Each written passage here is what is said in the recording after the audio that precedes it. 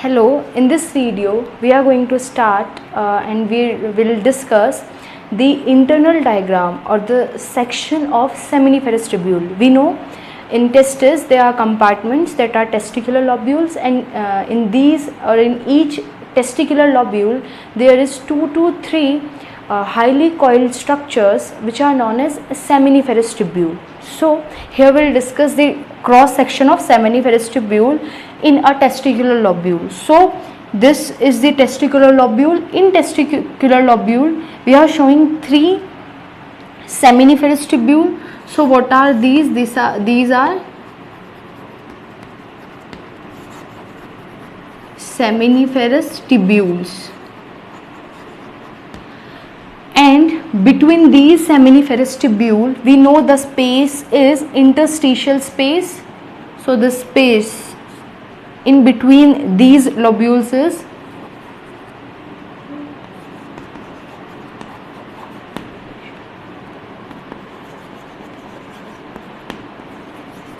interstitial space, and between this interstitial space the specialized cells are found which are known as Leydig cells. इनको हम लोग क्या बोलते हैं? Leydig cells और interstitial cells. हम कुछ भी बोल सकते हैं, इनको Leydig cells भी बोल सकते हैं, interstitial cells भी बोल सकते हैं. And the function is they release the male hormone, that is testosterone, है ना? And we know the function of male hormone, that is the testosterone. It first, सबसे पहले तो ये sperm production के अंदर help करता है, ठीक है. दूसरा इसका जो फंक्शन होता है वो ये है कि सेकेंडरी सेक्सुअल कैरेक्टरिस्टिक्स जो होते हैं एक मेल की बॉडी में, उनको उनके लिए रिस्पॉन्सिबल होता है. Secondary sexual characteristics we know very well, the male voice, है ना, and the male structure, the body structure, the pubic hairs, ठीक है. इन सब का जो फॉर्मेशन होता है वो सब कौन करवाता है? टेस्टोस्टेरोन कराता है. इन सब कैरेक्टर्स को शो कौन करवाता है? आपका टेस्टोस्टेरोन करवाता है, ठीक है. सो टेस्टोस्टेरोन के जो फंक्शंस हैं विल डिस्कस सेपरेटली, हम लोग इसके फंक्शन अलग से डिस्कस करेंगे. सो Leydig cells will release testosterone, and along with these Leydig cells we are having the specialized cells also which we call immunocompetent cells, ठीक है. ये immunocompetent cells हैं. नाउ एक seminiferous tubule के अंदर का जो स्ट्रक्चर होता है, सबसे पहले एक जो आपका seminiferous tubule है, it is lined by, first of all it is the functional unit of testis, we know, why we'll discuss, ठीक है. and it is surrounded by a layer which is known as tunica propria. ये जिस layer से surround होता है हम उसको क्या बोलेंगे? Tunica propria.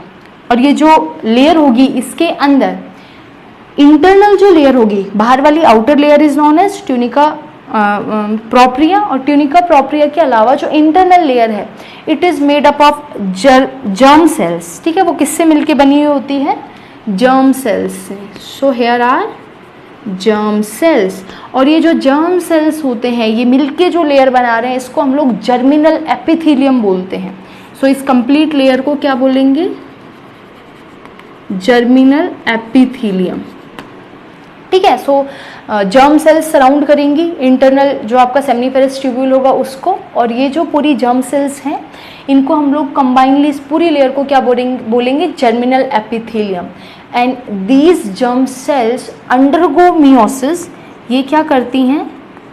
मियोसिस करेंगी, because we know the gamete formation always require the division, that is meiosis, ठीक है. तो रिडक्शनल डिवीजन करेंगी germ cells to form the structure और the male gamete, that is sperm. क्या बनाएंगी? ये स्पर्म बनाएंगी. तो जर्म सेल्स क्या बनाती हैं? स्पर्म बनाती हैं by meiotic type of cell division, ठीक है. और जैसे जैसे ये, और इसके साथ साथ अलग अलग स्टेजेस होती हैं जो भी ये डिवीजन होता है. We will discuss in spermatogenesis. ये जो जर्म सेल्स कंप्लीट जो डिवीजन करती हैं स्पर्मेटोजोआ, स्पर्म के अंदर कन्वर्ट होती हैं, इसके बीच में खूब सारी स्टेजेस आती हैं सेल्स की. Will discuss that separately. So और जो सेंटर वाला मोस्ट पार्ट होता है of this seminiferous tubule, it is filled with sperms और spermatozoa. more technically we'll say spermatozoa. So it is filled with newly formed spermatozoa यहाँ पे filled होते हैं, stored होते हैं. And इसके अलावा एक सेल्स तो आपकी जर्म सेल हो गई, इसके अलावा द स्पेशल सेल्स, दूसरी सेल्स होती हैं जिनको हम लोग बोलते हैं Sertoli cells. These are highly conical, ठीक है, थोड़ा सा जो स्लाइटली ये कॉनिकल होंगी, इनको हम लोग क्या बोलेंगे, सर्टोली सेल्स. और we can also say it nerve cells, हम इनको नर्व सेल्स भी बोलते हैं. Why? Because they provide nutrition to the developing spermatozoa. As an in the case of plants, plants के अंदर हम लोगों ने देखा था एक स्पेशलाइज सेल्स होती हैं जो क्या करती हैं, न्यूट्रिशन प्रोवाइड करती हैं. जो टेपिटल सेल्स होती हैं वो जो डेवलपिंग मेगास्पोर है उसको न्यूट्रिशन प्रोवाइड करती हैं. सॉरी, माइक्रोस्पोर जो होता है, दैट इज आपका पोलन ग्रेन जो बनेगा, उसको न्यूट्रिशन प्रोवाइड करती हैं. सेम हेयर, जो स्पर्मेटोजोआ डेवलप हो रहा है, जो स्पर्म डेवलप हो रहा है by germ cells through meiosis division, it is nourished by, जो नरिशमेंट प्रोवाइड करती हैं वो कौन होती है, सर्टोली सेल्स होती हैं. इसके अलावा आपको सर्टोली सेल का एक और फंक्शन ध्यान रखना है, ये एंडोक्राइन नेचर की होती है. एंडोक्राइन नेचर वो नेचर होता है, ये वो नेचर है किसी भी स्ट्रक्चर का या फिर ऑर्गन का जो उसको एक ग्लैंड बनाता है. So it can also act as a gland, endocrine gland. How, किस तरीके से हम लोग इसको मोर मतलब अच्छे ट्रूली अगर हम बोले तो इसको एंडोक्राइन ग्लैंड नहीं बोलेंगे, बट हम इसका जो फंक्शन होता है it is more likely to a endocrine gland. So एक एंडोक्राइन ऑर्गन की तरह ये एक्ट करती है. होता क्या है, इसके ये जो होती है वो 3 हार्मोन रिलीज करती है. That is AMH, that is anti Mullerian hormone. We know the significance of anti Mullerian hormone when we had discussed कि जो वोल्फियन डक्ट होती है इन इनिशियल स्टेज, जब आपका मेल रिप्रोडक्टिव सिस्टम या फिर कोई भी सिस्टम नहीं बना होता है, मेल या फीमेल रिप्रोडक्टिव सिस्टम, तो उस टाइम पे जो वुल्फियन डक्ट होती है, अगर उसको डेवलप, वुल्फियन डक्ट जो होगी वो मेल रिप्रोडक्टिव सिस्टम में कन्वर्ट होगी, और इसको अगर पूरा मेल रिप्रोडक्टिव सिस्टम बनाना है, सो फॉर दैट पर्पज 2 चीज़ें होनी चाहिए. That is testosterone release by the testis, developing testis, और इसके अलावा क्या होना चाहिए, आपका एक हार्मोन होना चाहिए that is anti Mullerian hormone. और ये जो 2 हार्मोन है, टेस्टिस और एंटी मिलेरियन हार्मोन, ये जो मिलेरियन डक्ट होती है जो फीमेल स्ट्रक्चर बना सकती थी उसको सप्रेस कर देते हैं, जिसकी वजह से वो डिजेनरेट कर जाती है और मेल रिप्रोडक्टिव स्ट्रक्चर बन जाता है ना. तो we know the function of AMH now, that is anti Mullerian hormone, जो कि पूरा मेल रिप्रोडक्टिव स्ट्रक्चर बनवाने के लिए रिस्पॉन्सिबल है. इसके अलावा एक और हार्मोन रिलीज होता है दैट इज इनहिबिन. देखिए हम लोग फर्दर आगे चैप्टर में आगे पढ़ेंगे, जो सर्टोली सेल्स होती हैं ना, जब भी एक एडल्ट, जब भी हम लोग एडल्ट फेज में, प्यूबर्टी फेज में हैं, रिप्रोडक्टिव फेज में हैं, तो एक हार्मोन रिलीज होता है, ठीक है, from your pituitary. Pituitary is a gland situated in your head region. तो वहाँ से एक हार्मोन रिलीज होता है that is FSH, follicular stimulating hormone. और जो फॉलिकुलर स्टिमुलेटिंग हार्मोन होता है it will act on these, ये क्या करता है, एक्ट करता है आपकी जर्मिनल सेल्स पे, जर्म सेल्स पे, और क्या करवाता है, आपका स्पर्म बनवाने, स्पर्म फॉर्मेशन करवाता है. नाउ स्पर्म फॉर्मेशन को रेगुलेट करना होता है. यूँ नहीं एक बार FSH रिलीज हो गया तो खूब सारा स्पर्म बनता जाएगा, बनता जाएगा, बनता जाएगा. नाउ रिमेंबर, जितने ज़्यादा स्पर्म बन रहे हैं, एनर्जी उतनी ही, क्या हम लोग उतनी एनर्जी लगानी पड़ रही है बॉडी को, ठीक है, उतनी एनर्जी लग रही है. सो टू रेगुलेट द नंबर, एक सीक्रेशन को रेगुलेट करने के लिए, नंबर को रेगुलेट करने के लिए, for the regulation of formation of sperm, ऐसे ही नहीं बनते जाएंगे स्पर्म, कुछ रेगुलेटेड मैनर में बनेंगे. सो इसको रेगुलेट करने के लिए सर्टोली सेल एक हार्मोन रिलीज करती है दैट इज इनहिबिन, जो FSH के सीक्रेशन को इनहिबिट करता है, ठीक है. ये एक्ट करता है सीधा इनहिबिन जाके पिट्यूटरी ग्लैंड पे, और जिसकी वजह से पिट्यूटरी ग्लैंड FSH जो हार्मोन है उसको रिलीज़ करना बंद कर देती है. और अब जब FSH का रिलीज़ बंद हो जाएगा सो फर्दर स्पर्म फॉर्मेशन भी नहीं होगा. और ये तब तक ही रहता है, तब तक स्पर्म फॉर्मेशन बहुत ज़्यादा अमाउंट में हो रहा है या फिर है. जब वापस से स्पर्म का काउंट डाउन या फिर स्पर्म जो फॉर्मेशन है वो कम हो जाएगा, देन वापस से इनहिबिन सप्रेस होगा और फिर से FSH वर्क करने लगेगा, ठीक है. तो इनहिबिन जब भी बढ़ रहा है वो FSH को रोक रहा है, you have to remember. So the direct role is to regulate the sperm formation, ठीक है, स्पर्मेटोजेनेसिस को ये रेगुलेट करता है. And the third hormone is ABP, that is androgen binding protein. What is it, लिख लीजिए, एंड्रोजन बाइंडिंग प्रोटीन। ये जो ABP होता है ये क्या करता है, अब नाउ टेस्टोस्टेरोन कहाँ बन रहा है, by these Leydig cells in this interstitial space. तो इंटरस्टिशियल स्पेस के अंदर क्या बन रहा है, मेल हार्मोन बन रहा है, मेल एंड्रोजन बन रहा है, दैट इज टेस्टोस्टेरोन। और ये जो टेस्टोस्टेरोन है, मैंने बोला it is responsible for sperm formation also. तो इसको एंड्रोजन बाइंडिंग प्रोटीन है वो इसको बाइंड करके कंसंट्रेट करते हैं सेमिनिफेरस ट्यूब्यूल के अंदर। तो बाहर जो हार्मोन बना है उसको अंदर ले जाने का काम या उसकी कंसंट्रेशन को अंदर मेंटेन करने का काम किसका है, ABP का है, that is androgen binding protein. Androgen से बाइंड होके, टेस्टोस्टेरोन से बाइंड होके उसको अंदर ले जाएगा एंड उसकी प्रेजेंस में जर्म सेल्स पर मेटोजेनेसिस करेंगी। So now we know the role of Sertoli cells. The main role is in nutrition. It provides nutrition to the developing sperm, and along with that, it also functions as an endocrine gland. And in this case, it is releasing three main important hormones that are AMH, that is anti-Mullerian hormone, ABP, that is androgen binding protein, and at last inhibin, that inhibit FSH, and FSH direct the formation of sperm, है ना। Sperm के formation को कौन करवाता है, FSH करवाता है। तो FSH को रोकने के लिए कौन काम करता है, इनिबिन काम करता है, ठीक है।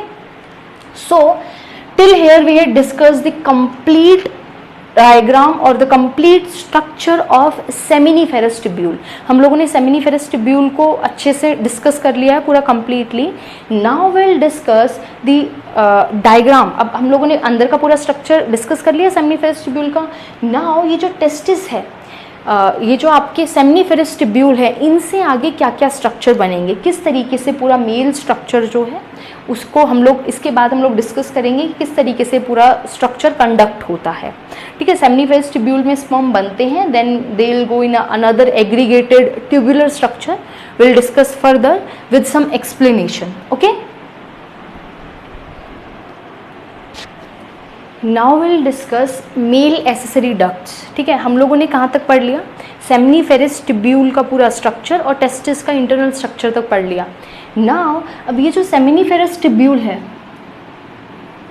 ठीक है, ये जो सेमिनिफेरस ट्यूब्यूल है, it will terminates into another tubular structure that is known as rete testis. ये जो सारे के सारे सेमिनिफेरस ट्यूब्यूल हैं ये हाईली कॉइल्ड, थोड़ा बहुत ज़्यादा हाई कॉइल्ड नहीं है बट थोड़ा सा कॉइल्ड स्ट्रक्चर के अंदर ओपन होते हैं, जिसको हम लोग बोलते हैं ये वाला एरिया, ठीक है, जिसको हम लोग क्या बोलते हैं, रेटे टेस्टिस, ठीक है। और यहाँ से ये क्या डक्ट वाला सिस्टम स्टार्ट हो जाता है। ये पूरा सिस्टम जो आपके स्पर्म है उनको लेके जाएगा पूरा यूरेथ्रा तक, जो एक्सटर्नल ओपनिंग होती है वहाँ तक। So after rete testis another structure that is vasa efferentia. अब इसके बाद जो रेटे टेस्टिस की खूब सारी ट्यूब्यूल्स हैं, ये आगे फर्दर एक स्ट्रक्चर के अंदर खुलेंगे, जिसको हम लोग थोड़ा सा ब्रॉड स्ट्रक्चर होगा, थोड़ी सी ब्रॉड ट्यूब्स होंगी, अगेन वो भी ट्यूबुलर स्ट्रक्चर ही होगा, जिसके अंदर आपका रेटे टेस्टिस ओपन होगा, उसको हम लोग क्या बोलेंगे, vasa efferentia. And there are 12 to 20 small tubules of vosificatia and they leave testis and opens into epididymis। ये क्या करते हैं, लास्ट पार्ट जो होता है ना टेस्टिस का, टेस्टिस के जो अंदर लास्ट ट्यूबुलर पार्ट होता है वो वॉसाइफ्रेंशिया होती है। वॉसाइफ्रेंशिया देन निकलती है और क्या एक स्ट्रक्चर बनाती है जिसको हम लोग बोलते हैं एपिडिडाइमस। तो यहाँ तक सबसे पहले सेमिनिफेरस ट्यूब्यूल किसके अंदर ओपन हुए, another tubular structure that is rate testis. Rate testis के बाद एक और ट्यूबुलर स्ट्रक्चर होता है जिसको हम लोग वॉसिफ्रेंशिया बोलते हैं, और वॉसिफ्रेंशिया जो है वो टेस्टिस को लीव करता है and it will leads into a opening or into a structure that is epididymis. Now epididymis जो होता है वो 6 मीटर लॉन्ग होता है, that you have to be remember. But हम इसको जब अनकॉइल करेंगे, ये हाईली कॉइल्ड स्ट्रक्चर होता है, एंड जो हम डायग्राम में शो करते हैं ये इस तरीके से नहीं होता है, ये बैक साइड होता है। लाइक अगर ये टेस्टिस है तो टेस्टिस की बैक साइड में जो होता है वो क्या होता है, एपिडिडाइमस होता है, ठीक है, पोस्टीरियर एंड की साइड होता है, but we generally denotes it, हम लोग इसको ड्रॉ करने के लिए हम लोग इसको यहाँ पे डिनोट करते हैं साइड वाइज, ठीक है। सो हाईली कॉइल्ड होता है, इसकी जो लोकेशन है वो है posterior surface of testis. Testis की पोस्टीरियर पीछे वाली सरफेस पे होता है, टेस्टिस को पीछे से कवर करता है, ठीक है। एंड अगर इनको देखें तो इसके 3 मेन रीजन होते हैं। These regions are, the first is corpus epididymis, the head region, the middle region is corpus epididymis, and the last terminal region of this epididymis is cauda epididymis. So the epididymis itself is bifurcated or divided into 3 main parts according to the region. The main upper region, that is head part of this epididymis, is termed as caput.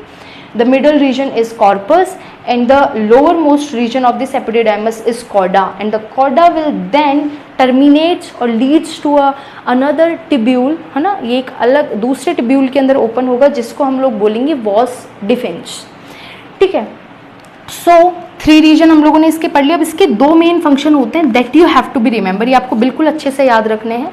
The first main function is, अगर इसका function देखिए तो ये temporarily store करता है sperms को, approximately 1 month तक के लिए ये स्टोर करके रख सकता है, ठीक है, स्पर्म्स को। स्पर्म्स जनरेट यहाँ पे और एपिडिडाइमस के अंदर स्टोर रहते हैं, ठीक है, बिकॉज अननेसेसरी नहीं निकलते हैं ड्यूरिंग द कॉपुलेटरी जो पीरियड होता है, इंटरकोर्स जो पीरियड होता है उस टाइम पे इजैक्यूलेट होते हैं जो आपके स्पर्म्स होते हैं वो अनदर, और इसके अलावा वो क्या होते हैं, स्टोर रहते हैं इस स्ट्रक्चर के अंदर, that is epididymis. So epididymis का जो पहला फंक्शन है, they temporarily store these sperms, ठीक है। And the second function is they provide or their function is to provide a functional maturation to these sperm, एक functional maturation provide करते हैं, because जब ये इनिशियल स्टेज में form होते हैं so they are not that much developed, इतने develop नहीं होते हैं, but when they are stored in this area the secretion of some chemicals and all, ठीक है, कुछ फैक्टर्स होते हैं जो यहाँ पे रिलीज होते हैं जिसकी वजह से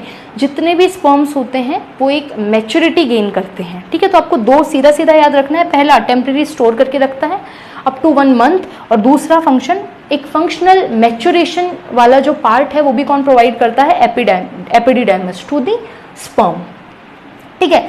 द नेक्स्ट थिंग इज, इसके बाद वाली जो ट्यूब आती है दैट इज वॉस डिफरेंशिया, ये टेस्टिस से बिल्कुल बाहर निकल जाती है, ठीक है, और एक नैरो स्ट्रक्चर बनाती है, एक narrow tubular structure, long tubular structure बनाती है दैट असेंड्स टू एब्डोमेन। मैंने बोला, जो मैंने बताया था, जो आपका वॉस डिफेंस होती है वो अपवर्ड मूव करती है through the inguinal canal, inguinal canal के थ्रू, ये ध्यान रखिएगा, ये किससे मूव करती है, इंग्विनल कैनाल के थ्रू, जो जोड़ती है एब्डोमिनल कैविटीज को स्क्रोटम से, तो उसके थ्रू मूव करके कहाँ पहुँच जाती है, एब्डोमेन में, and it reach up to the height of bladder, urinary bladder की हाइट तक ये पहुँचती है, और वहाँ से it will take a loop, एक लूप लेती है, और इसके बाद इसके अंदर एक स्वेलिंग आती है, उस स्वेलिंग को हम वापस से डिसेंड होने लगती है एक लूप लेके, ठीक है, along with the urinary bladder.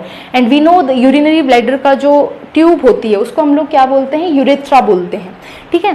तो जो अब नाउ जो वॉस डिफेंस है वी नो, उसके अंदर एक स्वेलिंग, एक रीजन होता है, स्वेल्ड रीजन, जिसको हम लोग एम्प्यूला बोलते हैं।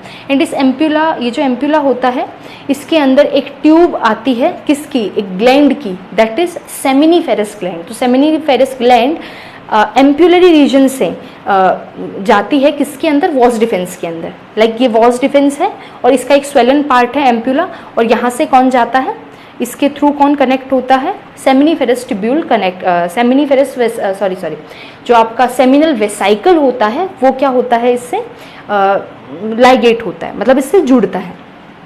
इसके बाद जो डक्ट बनती है वो इजैक्यूलेटरी डक्ट होती है, आई टोल्ड यू, ठीक है। इसके बाद वाली जो डक्ट है जिसके अंदर ये 2 डक्ट मिल चुकी हैं अभी, कौन कौन सी डक्ट, इजैक्यूलेटरी जो आपकी सेमिनल वेसाइकल की जो डक्ट है, और आपका जो वॉस डिफेंस आ रही थी, ठीक है। एम्प्यूला के बाद वाला जो छोटा रीजन होता है, अभी तक वो यूरेथ्रा से नहीं मिला है, बट इसके बाद वाला जो रीजन होता है that will be termed as ejaculatory duct, ठीक है। इजैक्यूलेटरी, लाइक ये वॉस डिफेंस आ रही है, इसका ये एम्प्यूला रीजन है स्वेलन, और यहाँ पे ग्लैंड है, ठीक है। और इसके बाद वाला अब जितना भी स्ट्रक्चर होगा उसको हम लोग क्या बोलेंगे, इजैक्यूलेटरी डक्ट बोलेंगे, ठीक है। अब ये ejaculatory duct will ligate to और टर्मिनेट इनटू यूरेथ्रा, यूरेथ्रा के साथ क्या करेगी, कनेक्ट होगी। और अब इस कनेक्शन के बाद यूरेथ्रा को हम यूरेथ्रा नहीं बोलेंगे, urethra is the tubular structure और इट इज़ द ट्यूब, है ना, ऑफ यूरिनरी ब्लैडर की ये ट्यूब है, और ये ट्यूब अब यूरेथ्रा ना बोल के हम इसको क्या बोल देते हैं, यूरिनोजेनाइटल डक्ट और यूरिनोजेनाइटल ट्रैक्ट। तो genital word is for, because ये दो चीज़ों का कंडक्शन करेगी। पहला किसका, स्पर्म का, दैट इज हम बाद में इसको सीमन भी बोलेंगे, बट हम पहला क्या बोलेंगे, स्पर्म, और दूसरा यूरिन। तो यूरिन एंड स्पर्म जो दोनों चीज़ें हैं वो ध्यान रखिएगा एक ही स्ट्रक्चर से जाती हैं, that is urinogenital tract. Initial part में हम इसको, पहले हम लोग उसको यूरेथ्रा बोलते हैं, और यूरेथ्रा तब तक यूरेथ्रा रहती है तब तक कि इसके अंदर वॉस डिफेंस, मतलब इजैक्यूलेटरी डक्ट ना मिल जाए। इजैक्यूलेटरी डक्ट जैसे इसके अंदर मिलती है, अब ये कहलाती है यूरिनोजेनाइटल ट्रैक्ट। जेनाइटल फॉर, क्योंकि ये स्पर्म रिलीज करती है, and urino is for urine release करती है, ठीक है। और अब ये जो आपका यूरेथ्रा है ये ओरिजिनेट होती है we know from bladder, and it will terminate और it will run through structure which is on is penis. Penis के अंदर ये रन करती है और लास्ट में एक ओपनिंग से खुलती है, दैट इज यूरेथ्रा मीटस या यूरेथ्रल मीटस। हम उसको क्या बोलते हैं, लास्ट ओपनिंग को यूरेथ्रल मीटस बोलते हैं। That will be a slit like opening. Will discuss this particular structure when will discuss the penis structure, ठीक है। सो एक्सटर्नल ओपन हो जाती है लास्ट में ये स्ट्रक्चर के अंदर, और एक स्लिट लाइक स्ट्रक्चर से, that is urinal meatus. So till here we had discussed the complete